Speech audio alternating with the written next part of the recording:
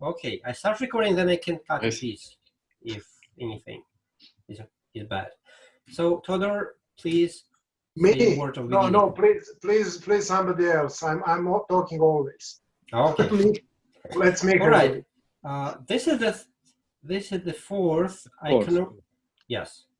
So, welcome to fourth Contemporary Iconography Conference, which is held online via Zoom, and I'm happy to present you. And please, participants, when I would mention your name, if you could wave a hand. So, please. So, the fourth online iconography conference, and we are happy to present you the participants.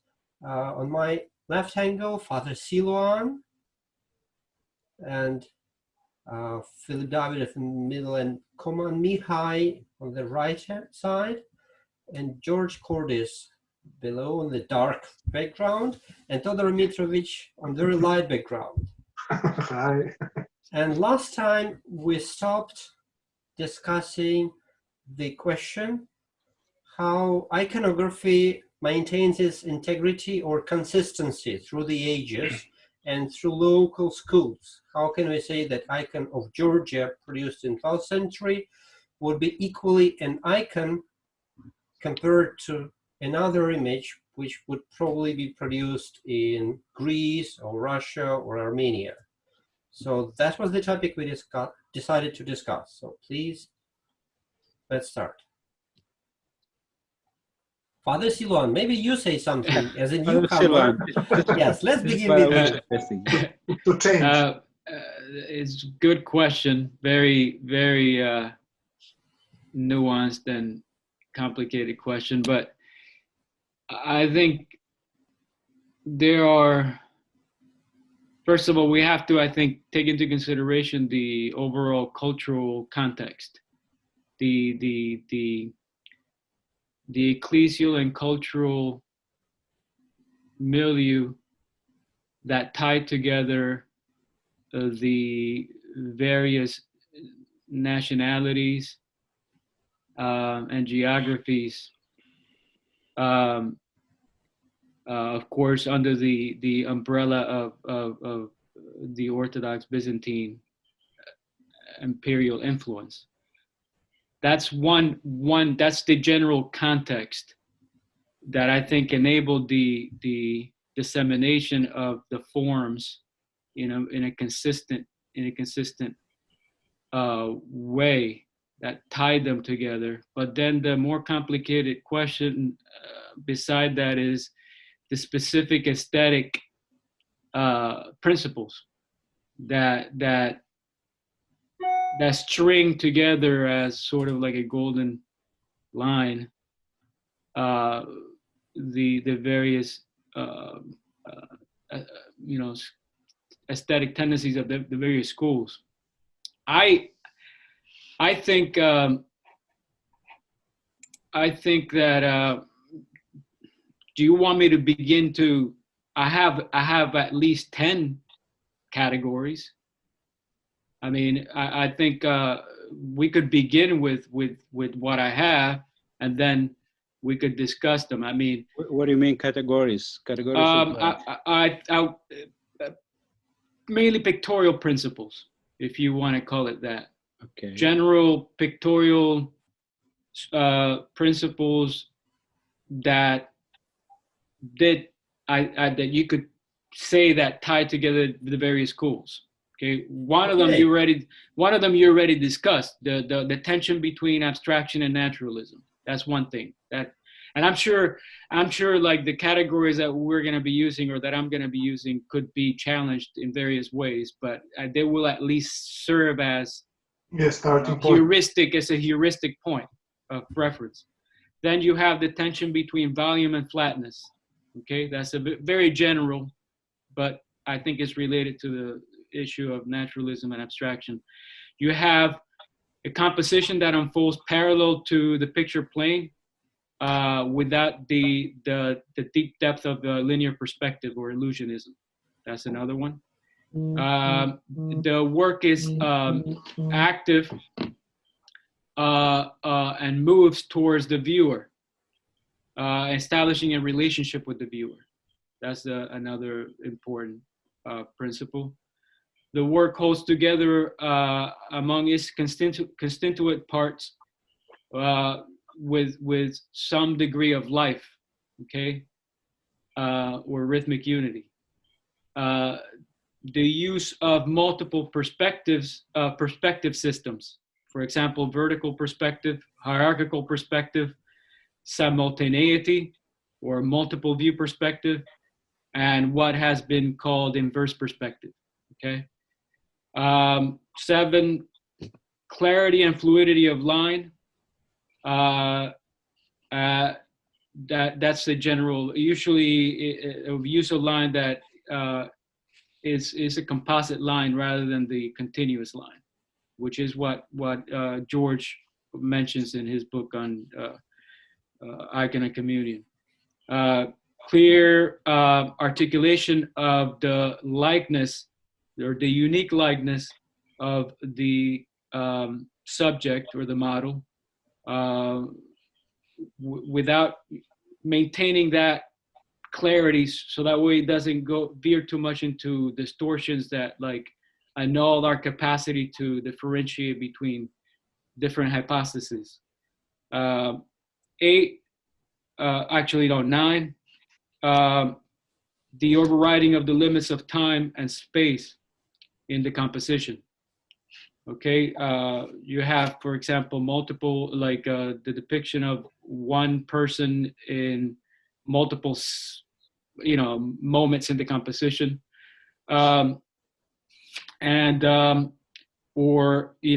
people who would have not been, historically there at the same time are conflated in the composition, as we see in the Ascension or Pentecost of St. Paul, for example, included in there. And 10, the principle of making present the subject, whether it's Christ or the saints, to bring them into our own space.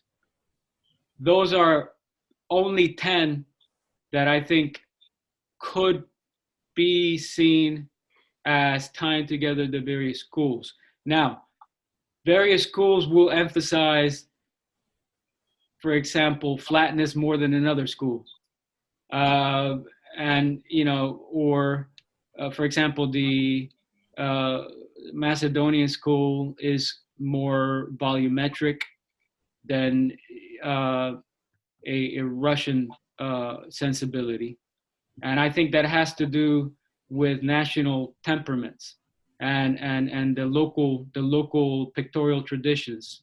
The Russian tradition had much more of like I guess you could connect it to the barbarian tribes, like use of ornamentation, and that use of ornamentation filtering into their sensibility, along with the Byzantine influence from Constantinople. So Father, you say that we have all these principles, right? But it seems very complicated to coexist all of them. Right. So if something is missing, so what's happening over there? Where is the most basic and the essential element must be something that we have to have it necessarily. Otherwise, we're losing continuity, because sometimes we can have volume, sometimes no. So it's not important, all right? So what's the most essential element? Must be something that it's very, very essential. It's, let's say it's the basic DNA of iconography. I think you're great. Perhaps the basic DNA would be the form likeness. I mean, the importance of the form of the likeness. Yes, but this is not art. It's not art, That's, right. Yeah, definitely. I mean, yes. That's. At pictorial level, what's the basic? What's the most important thing? Because now actually you had just described what we call Byzantine, Russian anyway, what we call Byzantine pictorial system. Okay. The formal, yeah, the formal Yeah, qualities. Yes, and it's variations. But Exactly. okay. But what if we had, let's say, a completely different pictorial system, not style, African, Asian, something different? Could that work also? And under which condition? What's the most essential element that we must have it in a different pictorial space in order to have the continuity of tradition? That's the question. Can I suggest let's hear Todor? Yes. What you think? Because he's smiling in such a mysterious way. I'm sure he would say something. You want me to answer the hardest question? I'm not sure. Of course. I'm ready for this. Well, I'm not sure that I can give precise answer to this question. Actually, I would prefer to hear George. I read from his writings about this, but I would be more fond to hear George because he was thinking more about this than I did. I don't think so. I'm not sure. I'm not sure. We are just looking for that. It's not. Yeah, I'm afraid. As I said previous time, I'm afraid that I'll be on some kind of apophatic grounds when it comes to this. What is essential element? I'm not sure that we will grasp it theoretically. So basically, I would like to hear your opinion in order to start some way. Mihai, what do you think? If we are to discuss icon as a relation between man and God, as an image of that relation, this relation, only one term is changing. The other one is not changing. Oh, you mean human? Yeah, of course, as a formal, not by nature, but formal, the human is changing. And this changing towards the history provoke the changes in style probably and in understanding the divine reality. So I think that I remember a small quote from the fathers, I don't know, probably from St. John Damascus, which said that the only thing in which we can describe the way we paint is to be proper in accordance with the sanctity of the face depicted. That means it's if we relate to the divine reality all the time, this is the way, the fundament of all our actions, and it should keep us together because it's something that it does not change. Of course, how this materialize in artistic language, this is our point. Yeah, this is what we search for. Okay, this is more difficult. I believe it's the way we render movement, probably, because we were talking about functionality. We concluded that it's about how icons presents the depicted person as alive, as being present in the same space, reality with the believer. This is made through rendering movements on the pictorial surface. Even that, I would say, I was thinking after our conversation that even that is not, let's say, complete. Because if we say that, okay, we are pointing to make, through the icon, to make someone, a saint, Christ, a saint, to make him present, in brackets anyway, in our congregation, in our space and time. Mm-hmm. But even that, it's not complete, because we are not looking for that. We are looking for establishing a kind of relationship between the viewer, who is present in the specific space and time, and the other person, a saint, Christ, etc. So basically, we're looking for a rendering in iconography the ecclesiology of the church, the way things exist in church, in communion, not just, a present means nothing. Something could be present, but could be in a conflict with someone else.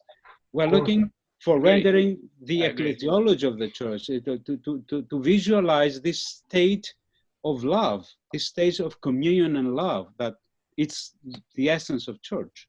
So I believe that this is the most important demanded in iconography. That's the very reason for iconography, the expression of ecclesiology.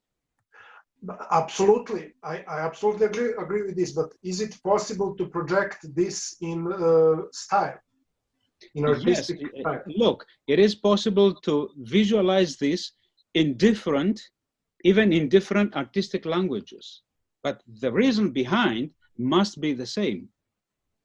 Yeah.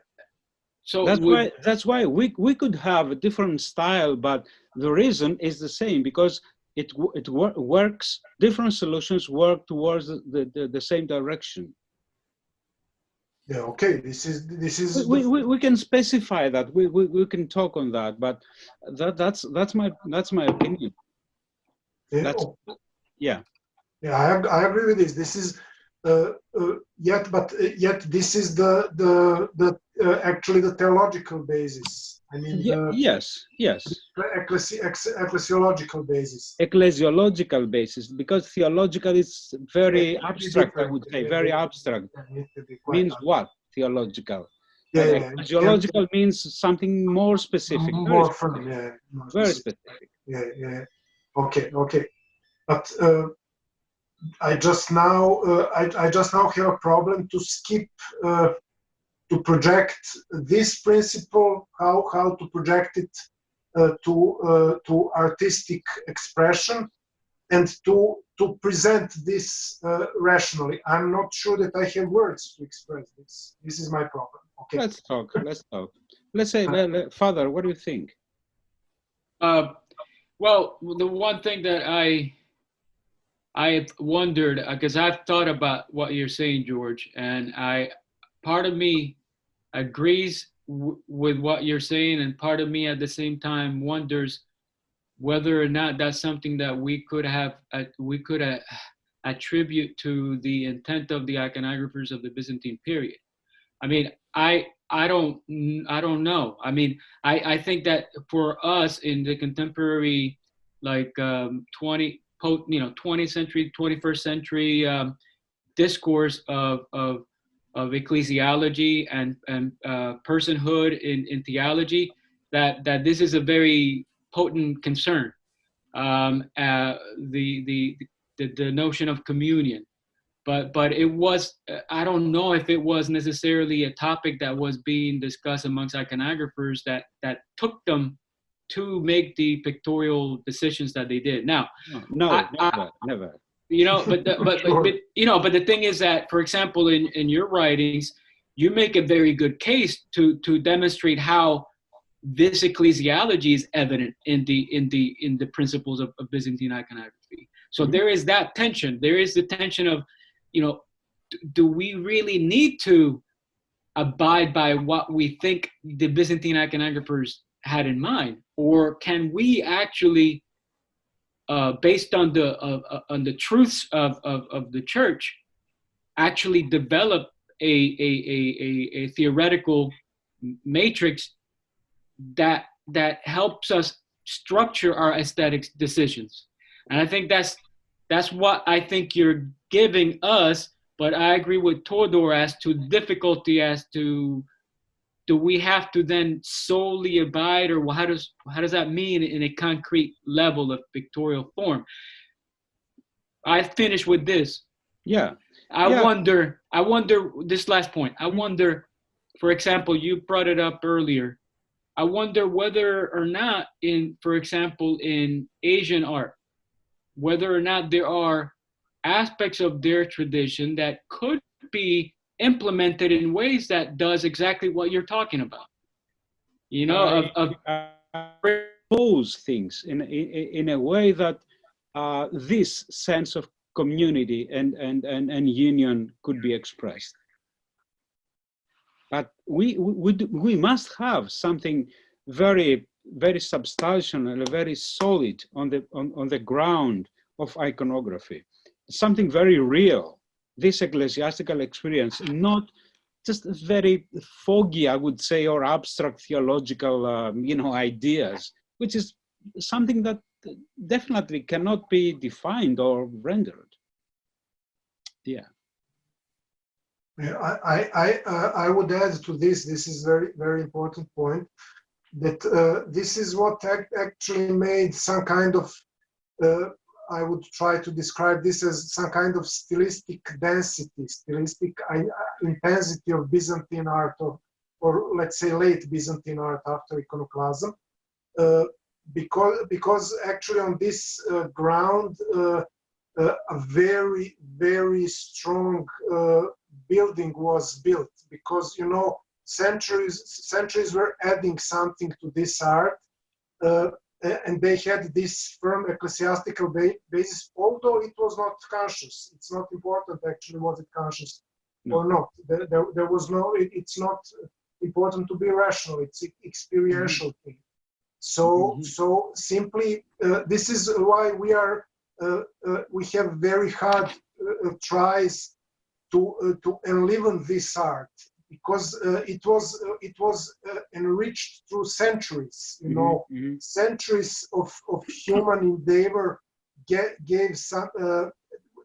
We can say that they had this ancient basis to Roman or Greek art, but they actually transformed this basis. You can recognize basis, but this is not Greek or Roman art. This is different thing.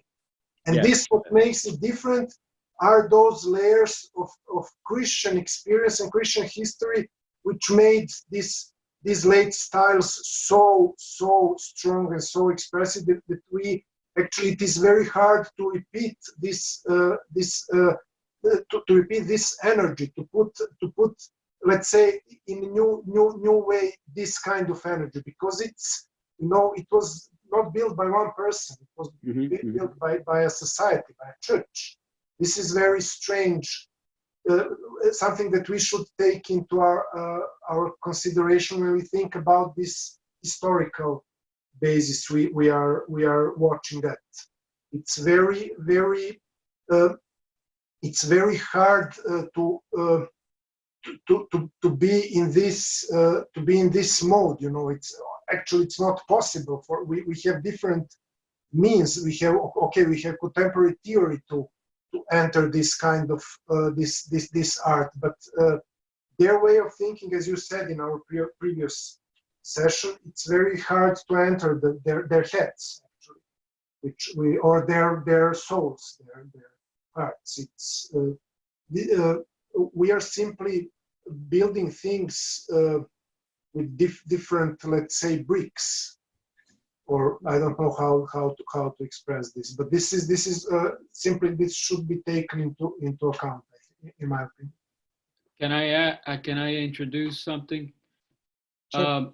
There is this reminds me of our immediate context. Like you mentioned, George, in one of the previous conferences, how whether we like it or not, we're Western, and so our cultural context is such that we have in a hindsight of like a whole slew of our historical information, and also more immediately what happened in the late 19th century, early 20th century.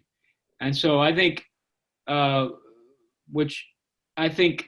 whether we like to admit it or not, we all have been touched by the modern art, and so that factors into our iconography in a way that is not necessarily conscious or affected, but it also helps us break the too facile distinction between what is a traditional form and what is a modern form.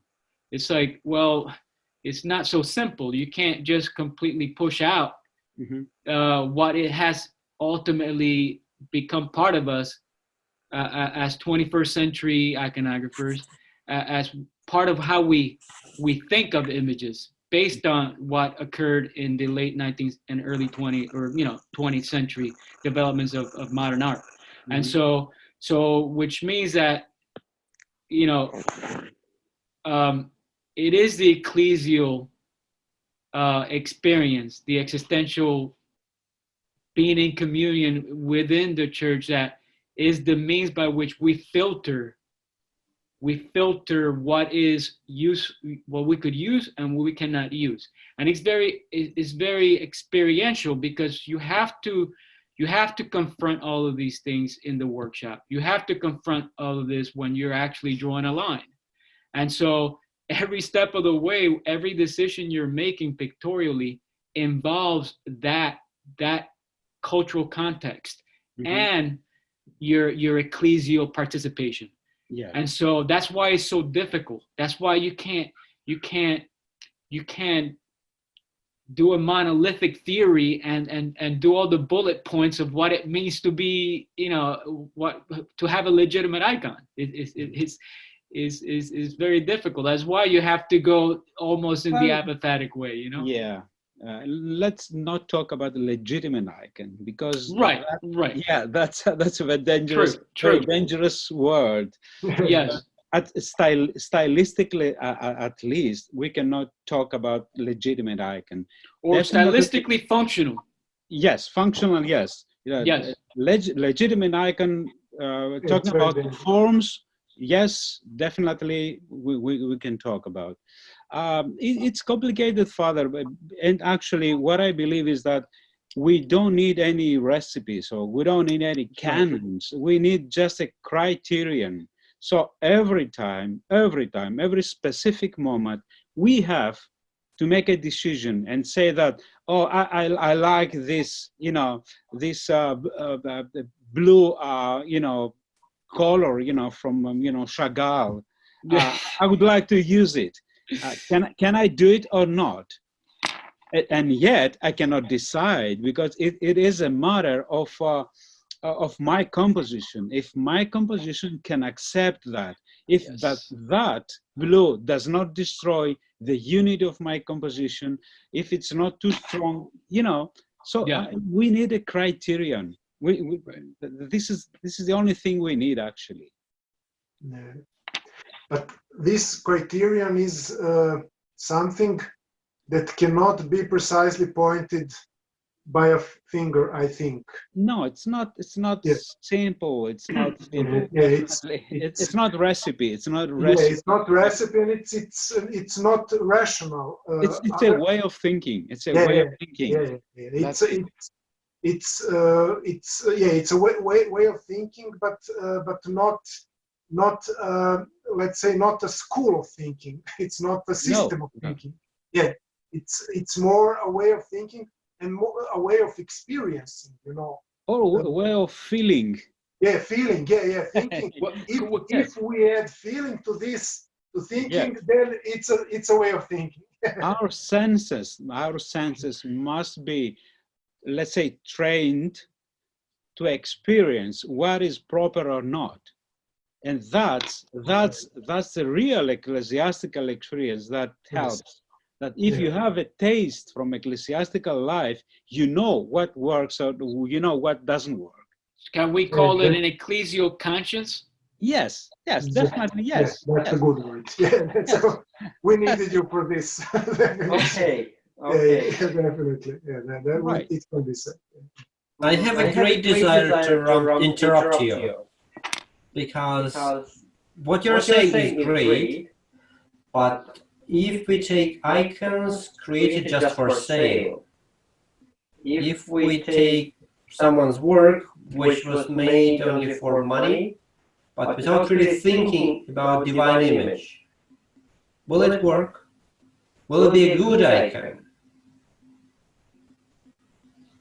Well, we have a term for this in Serbian. This is sitting on two chairs. This is I'm not sure that that the money enters the ecclesiastical life okay, it enters the life of people in church as the way food enters life of people. No, because somebody can tell you, I'm an active Christian, I attend services every Sunday. My icons are spiritual. Okay. But on the icons you do not see that.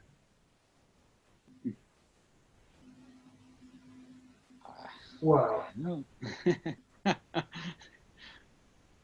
Yeah, there is a. This is what I say. We cannot ignore the perception of actual church, of contemporary church. This is why I insist. I think I talked about this previously also that we cannot ignore the way ecclesiastical art looks like today. We cannot ignore the Neo-Byzantine renewal. We cannot say what has been painted in 20th century is wrong. I think it's not a good way of thinking. I think that we have to start exactly with what have been painted throughout the 20th century. From the very beginnings, from Kontoglu, from Uspensky, from Mother Iuliania in Russia, and we cannot ignore this art, whether we liked it or not. You know, we can have some problems with this. We can say, okay, maybe it was too rigid, or we can say it was simply a copistic. For different authors, I'm not speaking about anyone specifically. We can have a lot of problems with this art, but we cannot ignore it, you know, because this art lives in church. This is why when you say, you know, when you paint icon, somebody maybe won't see anything spiritual in it, because most of people are used to see what exists in church. We have to build on this building. I think there is no other way. If we tend to ruin this building, then I think we would be wrong. I think it's not the way. And this is where I like to introduce the term language. This is I think the term that can solve this kind of problem. We have to speak in this language that already exists, and to express ourselves with language. So we have to take into account the Byzantine art and the Neo-Byzantine art as well. I think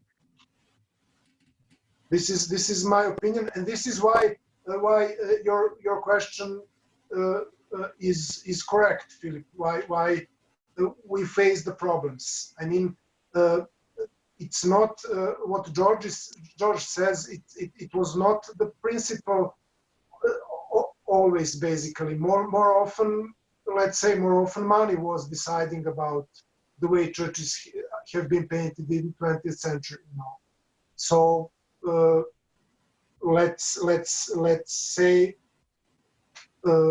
But we have to take these achievements into account. This is my opinion on this question. Mihai, what do you think? I don't know. I'm thinking a lot about this criteria you were talking about. I totally agree, and I was thinking that those criteria in the oldest time, they were not transmitted theoretically.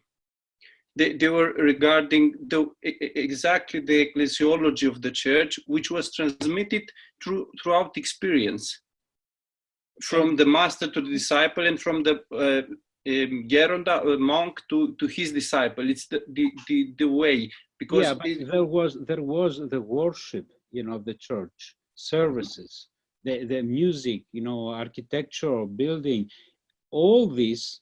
It is an experience that transmits this experience, visualize, and basis. It is a basis for, experience, for the experience to be continued. Yes, but we have it also. We have it now. We have it, yes. With a lot of access to it, more access than they had before, because we have access worldwide now. So what do we miss? I believe that we're looking here, for instance, I observed that most of the iconographers are mostly preoccupied by the style, exactly the solution, not the things that are beyond the solution, what brings the solution, what makes it functional. They are preoccupied with a certain solution which looks good, which I like, you like, and so on, and it sells. Of course, we end out at the same point.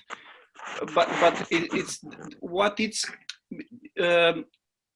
what happens, in fact, in church. I know I'm thinking a lot. What it's the approach of the way the contemporary big theologian, big fathers like Saint Sophronius and those at that level, they do approach the life of church, and the way they speak about it to the same target we are addressing, to the same public. What is specific to their approach? What's changed in comparison with the other theologian, oldest theologians? Because it's only a language, a way of approaching same reality, showing the same reality, because the reality hadn't changed. Of course, it's only about the way we speak about it, the way we depict it, if it's necessary. Of course, we have to be related with the contemporary, with the nowadays conscience of the nowadays men. Of course, I don't know. I know I'm thinking a lot about this. That this should be a point of reference. It's not only the artistic solution itself which delivers, but the relation between the solutions. As you said about the blue, it's not only the blue. I can use any blue if I can build around it something which is proper to stay in church. It's proper. I'm not sure. Mihai, I have seen in Greece many churches with some blue that are, God, it's a torture, You cannot stay there for 10 minutes because of the blue. I know, I don't use blue also. I was accused by that. It's complicated. It's Can I make an observation which I think brings it back to what Philip was saying? I think there is a part of the challenge that we have is connecting with that is exactly that. It's connecting with people when most people do not have a pictorial sense of things. And criteria again. They don't have they don't have a criteria the same way that we have criteria in when it comes to iconography, and so it renders it really difficult because, for example, if you connect to that the functionality question, you might have a person commissioning you to do something, and all they want is a exact replica from a 15th century model in Russia, and it's, what are you going to do? Are you going to say no because I don't like doing that, or yes? I mean, you enter into a whole world of like, it's dilemmas. It's so part of it is which is the irony is that we're talking about communion and love, and the tension is how we bring our expertise to the people in a way that they could assimilate it, not give them too much that it would burden them to the point where they would recoil from it, but at the same time help them be elevated to a consciousness of the aesthetic, you know, in a way that is related to ecclesiology, so it enhances their spiritual life. How you do that, then you begin to realize it's a pastoral responsibility, you know? Yes, but because we are facing this problem all the time, you know, in many churches in Greece or all over around the world, you know, where they are calling us to work, you know. Actually, we have to educate people, yes, you know, just to try to to help them understand that, okay, this is the tradition, this is why we keep it, this is why we preserve this, but that's why we have to build on that and produce something more, let's say, personal or blah blah. So it's a part of our job to educate people, to help people to understand, so they could follow us, you know, not us, not our personally, you know, to follow, you know, the movement of a living art, which is iconography. It's a living art, should be living art. Yeah. Otherwise, it's just replicas. It's, you know, it's something. Yes. Otherwise, it's dead. Actually, it's not dead. There are right forms, but it's as art, it's dead. Yeah. Well, I think part of this teaching process should also be teaching of, like, for what to look for in an icon, because very often iconography is taught by verbal people, and they say, look, on an icon of St. George, you should always look to see for a dragon, and if the dragon will have 3 curls, it will belong to Cretan school, for example. So these literal things, the literature, the description, that's what is the king now. So the task of an artist is to explain that if the image is made visual, means it has to communicate visually. And the visual illiteracy also is a terrible thing. Nobody would see things you see. So nobody would understand why do you spend, I don't know, 5 minutes or 5 hours making this face, because you can simply have traced it. Why bother? Why trying to do something else because you're producing some design on the walls? I could have purchased a printer which would have printed everything in 5 hours and it's it. I pay just for renting the printer.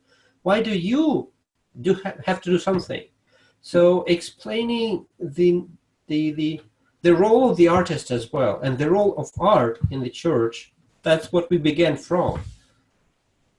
Actually, I would add something. This is a very important point you are bringing now.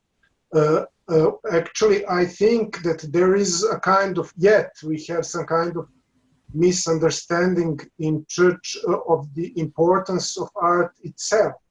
You know, I'm not sure.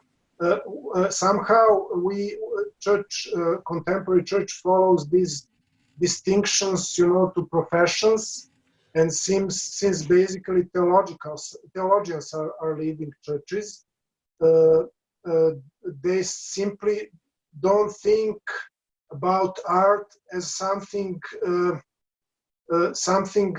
essentially important in church. I have this feeling. I had this feeling a lot of times, you know, and not only feeling, the experience.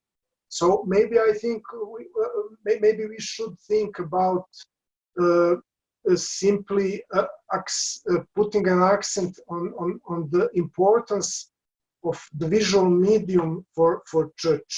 I think that medieval people, the Byzantines exactly, had more knowledge on this than contemporary church has, you know, because sorry. Yeah. Just I will just try to interfere a bit, just to give you some point to extend your thoughts. We have lost this, let's say, thing.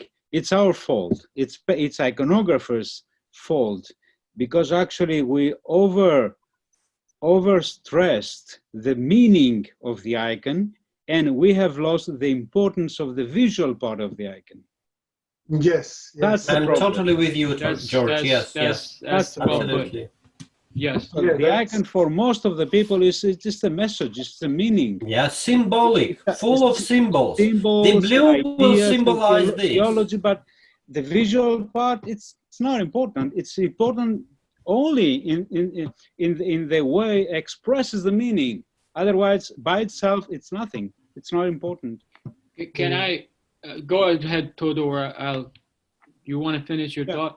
Sure. Well, no, I just wanted to stress this, that actually simply the importance of the media for the church. I think that it's neglected in comparison with what we had in Byzantium. You know, during the iconoclasm, Byzantine fathers, you know, the great theologians and patriarchs, said something that would sound very, very provocative for contemporary, let's say, theologians or church government. They said that images are even more important than scripture, than the main Yes. media of script. You know, this would sound very shocking today. You know, if somebody would say this today, I don't know how he will survive this. Anyway, this was said by Saint Photius. George knows this very, very well, and I think also by Saint Nikifor and remind me the Methodius. I think these late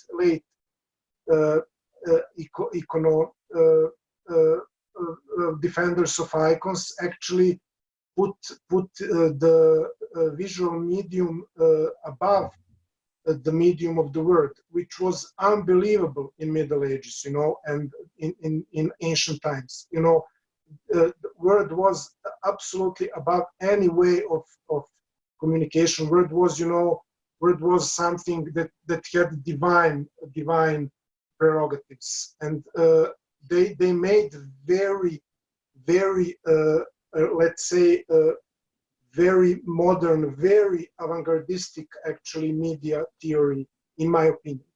So maybe this could be also a kind of starting point to develop, to think about importance of the very media in ecclesiastical life. You know, this is our heritage.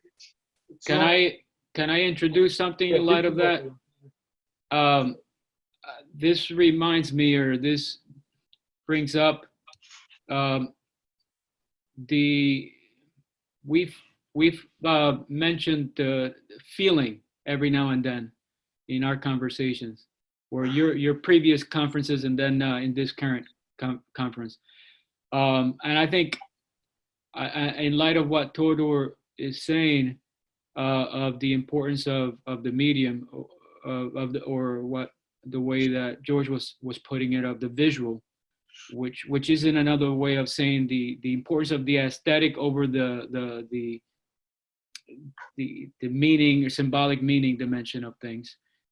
I think one of the things that, in light of the developments of modern art, that we, I think, take for granted is when we make a mark, when we choose a color, we are attributing to these aesthetic choices specific feeling equivalents, so to speak. It has an effect on the viewer, and that's why we're using it. Mm-hmm. And so this is one of the least things that are ever discussed, because it's very nuanced, and but it's also related to the subjective I like, I don't like dimension. If we have to somehow be able to talk about the aesthetic in light of thinking and feeling in a way that grounds more the fickle subjectivist, you know, tendencies of like just dismissing something because you like it or you don't like it. We have to look at an icon and say, what is it doing visually? And how is the form affecting me as I'm here within the temple, as I'm here, you know, engaging with ecclesial life? Yeah. And because this is very important. This is, I think, I mean, for a painter not to be thinking of a form as having an emotive effect, to me seems ludicrous. I mean, how could you not think it's having an effect on you, you know? Right. Yes. So anyways. That's great. That's good. That's very good, Father. It's a good father. Yeah. Yes. Thank you. I agree. Yes. Anyway, Well, maybe we might, I don't know, think about stopping for today, or should we move on? do we we should take care not to be too long, I think. Yeah. I think it's Well, okay. probably for today we have, but we can think about something for the future. What could that be? Like aesthetics? No, too complicated subject maybe, or not, or should it be all right? Aesthetics of an icon. It's very generic, I think. Let's try to make it a bit more specific. Let's try to see how, for example, colors in specific schools of iconography work in order this sense of spirituality, I don't know, to be revealed, because that's very tricky. We have different, let's say, styles. We have different way of handling colors, and yet we have something in every different school. So that will be very nice. Let's say we could be a bit more practical. We could have examples and let's say analyze examples and talk. What do you think? That sounds like a good plan. Yeah. That's beautiful, I think. So actually we're continuing what Father Silouan said. It's pretty close to that, you know. Yeah. How they did that. So since we know, let's say we try to know how they did. Yeah, we see. Okay, we see. Yes, so that could be good. It's a good knowledge. It's a good, let's say, basis. So we can have a kind of criterion to work today. Sounds good. Yes. Okay. Very good. So in few words, how could we shape it? Like analyzing the way our predecessor used their visual means to achieve what they achieved. What were their favorite means? What were the ways they used the means? Like actually, through colors, we're expressing also, you know, the ecclesiology. Yeah. Okay, ecclesiology and color. Ecclesiology and color, bravo. Yeah. I wanted to say theology and color, but this is perfect. No, ecclesiology. It's something that's good. Yeah. Yes. And it is actually a quotation, very nice. I like this kind of quotations. All right, so we can choose, each of us, some samples from different icons, different schools, so we can just share in our screens and we can just try to analyze, and it would be nice. Sounds good. So here, how we look there, if you agree with that, it's okay. That's good. That's good. If not, there may probably, I don't know, if it's okay. Yeah, it's okay. It's All good. right. Okay, so We're then very, very happy. Good. Very good. Okay, thank you guys. Next Thursday, I continue same hours. receiving